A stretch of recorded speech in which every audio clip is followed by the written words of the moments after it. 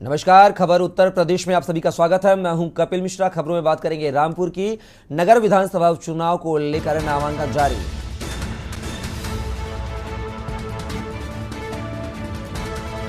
आज दो दिग्गज नेता प्रत्याशियों के नामांकन में पहुंचेंगे। सपा और भाजपा प्रत्याशी आज करेंगे नामांकन। सपा से आसिम रजा के नामांकन में पहुंचेंगे आजम खान। खबर रामपुर से, जहां पर नगर विधानसभा उपचुनाव को लेकर नामांकन जारी। आज दो दिग्गज नेता प्रत्याशियों के नामांकन में पहुंचेंगे। सपा और भाजपा प्रत्याशी आज करेंगे नामांकन। सपा से आसिम रजा के साथ नामांकन करने पहुंचेंगे आजम खान। रामपुर से खबर, जहां पर नगर विधानसभा उपचुनाव को लेकर नामांकन जारी। आज दो दिग्गज नेता प्रत्याशियों के नामांकन में पहुंचेंगे। सपा और भाजपा प्रत्याशी आज करेंगे नामांकन। सपा से आसिम रजा के साथ नामांकन में पहुंचेंगे आजम खान। रामपुर से खबर, जहां पर नगर विधानसभा उपचुनाव को लेकर नामांकन जारी। आज दो दिग्गज नेता प्रत्याशियों के नामांकन में पहुंचेंगे। सपा और भाजपा प्रत्याशी आज करेंगे नामांकन। इस खबर पर हमारे साथ हमारे पॉलिटिकल एडिटर शबी हैदर हमारे साथ जुड़ गए हैं। शबी, आज बात की जाए तो रामपुर विधानसभा चुनाव को लेकर आज नामांकन दाखिल करेंगे, जहां पर सपा और भाजपा प्रत्याशी नामांकन दाखिल करेंगे। दो दिग्गज नेता भी शामिल होंगे, क्या कुछ अपडेट? बिल्कुल, देखिए, रामपुर और मैनपुरी ये दो सीटें हैं। वैसे तो खतौली पर भी समाजवादी पार्टी पूरे दमखम से उसने जो है वो अपना सहयोगी दल आरएलडी के साथ जो है चुनावी मैदान में है। मदन भैया वहां से नामांकन जो है वो कर रहे हैं और आज रामपुर का नामांकन होगा। निश्चित तौर पर ये जो लड़ाई होगी, अब ये किताबों से, कॉपी से, एप्लीकेशन से, यानी कि अब टेक्निकल वॉर से निकलकर सीधे तौर के ऊपर जमीनी वॉर होगी। और जमीन पर जो है जिस तरीके से आकाश सक्सेना जो व्यक्ति सामने आ रहा है, उस व्यक्ति को रामपुर में कौन जानता था, या उस व्यक्ति के जो किया है उसको लेकर उसको पूरी तरीके से उसका साथ देने के लिए, उसको स्टैब्लिश करने के लिए निश्चित तौर पर भारतीय जनता पार्टी ने वहां से एक चेहरा, एक अपना उम्मीदवार बनाया है। अगर हम जातीय अंकगणित की बात करें तो निश्चित तौर पर आकाश सक्सेना कमजोर साबित हो रहे हैं साफ तौर पर आजम खान के सामने। लेकिन अगर हम दूसरे पहलुओं की बात करें, अगर हम मुद्दों की बात करें, अगर हम लड़ाई की बात करें और अगर हम आजम खान के विरोधियों की बात करें, तो निश्चित तौर पर आकाश सक्सेना एक ऐसा नाम है जिसने आजम खान को धूल चटाई। आकाश सक्सेना एक ऐसा नाम है जिसकी पीआईएल पर आजम खान को जो है वो सजा हुई। आकाश सक्सेना एक ऐसा नाम है जिसकी वजह से आजम खान जो राजनीति के सिरमौर होते थे, जिनकी तूती बोलती थी, आज जो है वो मुझे नहीं लगता कि वो प्रस्तावक के तौर पर भी जो है वो शामिल हो सकते हैं, या उनको उस तरीके से उसको वो सारी चीजें होंगी। तो निश्चित तौर के ऊपर अब देखना यही होगा, रामपुर के लोग जिस विधानसभा से वो चुनाव लड़ रहे हैं वो तय करेंगे कि वो आजम खान के साथ खड़े होते हैं या आकाश सक्सेना के साथ। जिस तरीके से देखिए कपिल, अगर हम देखें पूरे सिनेरियो को देखें और आजम खान के खिलाफ पीआईएल और एप्लीकेशंस और एफआईआर्स की अगर हम बात करें, तो निश्चित तौर पर ऐसा लगता है कि लोग जातीय व्यवस्था से ऊपर उठकर जिस शासनकाल, जिस एक लंबी सत्ता में एक लंबे समय से आजम खान रामपुर के कह सकते हैं किंग हैं, और उनके खिलाफ जिस तरीके से मुखर हुए हैं, तो उस तरह से आजम खान की राह आसान नहीं होगी। आसिम रजा के चेहरे के ऊपर आजम खान चुनाव लड़ रहे हैं। आसिम रजा इससे पहले भी चुनाव लड़े थे, लेकिन करारी शिकस्त का उनको सामना करना पड़ा था। आजम खान के पास एक बहुत बड़ा एक संशय था, या एक कंफ्यूजन था कि वो किसको चुनाव में जो है वो अपना चेहरा बनाए। परिवार का कोई सदस्य सामने इस तरीके से जो है वो समझ रहे थे कि अगर परिवार का कोई सदस्य आएगा तो हो सकता है उसके आगे और जो है वो दुश्वारियां और दिक्कतें हों। तो इस वजह से आसिम रजा पे एक बार फिर दांव खेला है। देखना यही होगा कि आकाश सक्सेना और आसिम रजा के बीच से रामपुर की जनता किसे चुनती है।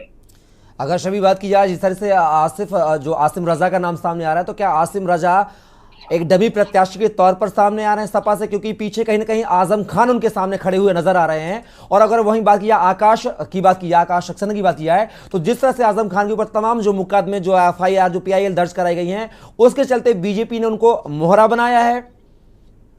नहीं, देखिए, मोहरा शब्द उपयुक्त बिल्कुल कतई नहीं होगा। मोहरा एक बहुत ही एक मुझे ऐसा लगता है कि मोहरे जैसे शब्द के लिए जो है वो बचना चाहिए।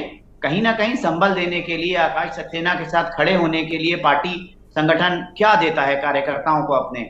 उनको अगर टिकट मिल जाता है, एक टिकट एक ऐसी पूंजी होती है, टिकट एक ऐसा सम्मान होता है जो निश्चित तौर के ऊपर कार्यकर्ताओं के लिए एक ताज के समान होता है। अब आकाश सक्सेना भारतीय जनता पार्टी के उस वक्त के कार्यकर्ता हैं और उस समय से आजम खान से जो है वो चुनौती दे रहे हैं। आकाश सक्सेना जिस समय आजम खान की रामपुर में तूती बोलती थी, आजम खान के मैं कह सकता हूं कि मर्जी के खिलाफ जो है वो रामपुर में कुछ हो नहीं सकता था। उस स्थिति में और उस परिस्थिति में और उस दौर में और उस संघर्ष में आकाश सक्सेना भारतीय जनता पार्टी के कमल का झंडा लेकर खड़े रहे, आजम खान को चुनौती देते रहे। और आज आजम खान एक सजायाफ्ता कैदी हैं, सजायाफ्ता मुजरिम हैं और उनको अपनी सदस्यता जो है वो रद्द करनी पड़ी है। तो निश्चित तौर पर भारतीय जनता पार्टी की तरफ से आकाश सक्सेना से बड़ा उम्मीदवार, आकाश सक्सेना से बड़ा स्टार प्रचारक, आकाश सक्सेना से बड़ा कार्यकर्ता कोई दूसरा हो नहीं सकता। और आकाश सक्सेना को भारतीय जनता पार्टी ने टिकट देकर कार्यकर्ताओं में ये मैसेज भी दिया है कि साहब, अगर कोई कार्यकर्ता पार्टी संगठन और विचारधारा के लिए काम करेगा तो party out of the line जाकर उसको टिकट देगी। मुख्तार अब्बास नकवी रामपुर के एक बहुत बड़े नाम हैं, एक बहुत सारे पदों पर जो है वो काम कर चुके हैं। हालांकि आजकल जो है वो किसी संवैधानिक पद पर कार्य नहीं कर रहे हैं, वो उनके हाथ में पूरी बागडोर है। आकाश सक्सेना को चुनाव को वो कैसे लेकर जाते हैं, सरकार उनके साथ है। रामपुर में खुद मुख्यमंत्री योगी आदित्यनाथ जो है वो पहुंचकर कई सारी हजारों करोड़ रुपए की योजनाओं को जो है वहां पर पेश कर चुके हैं, वहां की जनता के को सुपुर्द कर चुके हैं। तो निश्चित तौर पर ये सरकार योगी की जो ट्रांसपेरेंस नीति है, मुख्तार अब्बास नकवी की जो छवि है और आसिम रजा का जो माफ किएगा, जो आकाश सक्सेना का संघर्ष है, इन तीन चीजों का कॉकटेल आजम खान को चुनौती देगा। और आसिम रजा जो अभी एक बड़ा चुनाव हारे हैं, निश्चित तौर के ऊपर उनका मनोबल थोड़ा सा जो है टूटा होगा, थोड़ा गिरा होगा।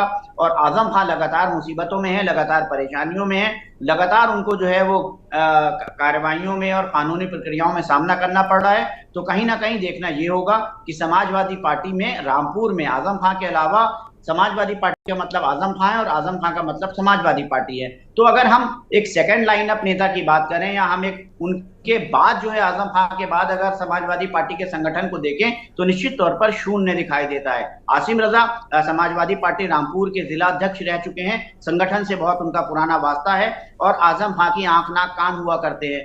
उनके ऊपर जो है पूरा दारोमदार है, वो अपना चुनाव किस तरीके से ले जाते हैं। समाजवादी पार्टी के आला कमान अखिलेश यादव क्या रामपुर में चुनाव प्रचार करने पहुंचेंगे, या और कौन कौन से जो है वो स्टार प्रचारक, जिस तरीके से रामपुर में स्टार प्रचारक की 40 लोगों की लिस्ट आई है, उनके बरक्स कोई जो है वो लोग आएंगे। क्योंकि अगर पश्चिमी उत्तर प्रदेश में समाजवादी पार्टी की अगर हम बात करें तो निश्चित तौर पर ऐसे बहुत सारे नाम है। शाहिद मंजूर एक बड़ा नाम है, मेरठ से आते हैं, सीनियर नेता है, कैबिनेट मिनिस्टर रहे। महबूब अली, कमाल अख्तर, खुद जो है वो मुरादाबाद के सांसद एसटी हसन है, तो बेलारी के विधायक फहीम है। तो उनके पास एक जो है वो एक बड़ी जो है वो चेहरे हैं और अगर वो पूरी तरीके से आपस में एकजुट होकर और एकजुटता के साथ चुनाव लड़ेंगे तो निश्चित तौर पर रामपुर का चुनाव भी बहुत अच्छा चुनाव होगा। लेकिन समाजवादी पार्टी के भीतर या मुस्लिम नेतृत्व के भीतर आजम खान का खुद विरोध है। इसको देखकर ये कह सकते हैं कि आजम खान रामपुर में अकेले पड़ते हुए दिखाई दे रहे हैं और आजम खान मुसीबतों में है इस समय। आसिम रजा के तौर के ऊपर उन्होंने आसिम रजा का चेहरा पेश किया है। जनता फैसला करेगी, क्योंकि जनता ने भी बहुत सारी एफआईआर और बहुत सारी चीजें कपिल दी हैं वहां पर आजम खान के खिलाफ, प्रखुर होकर सामने आ रही है।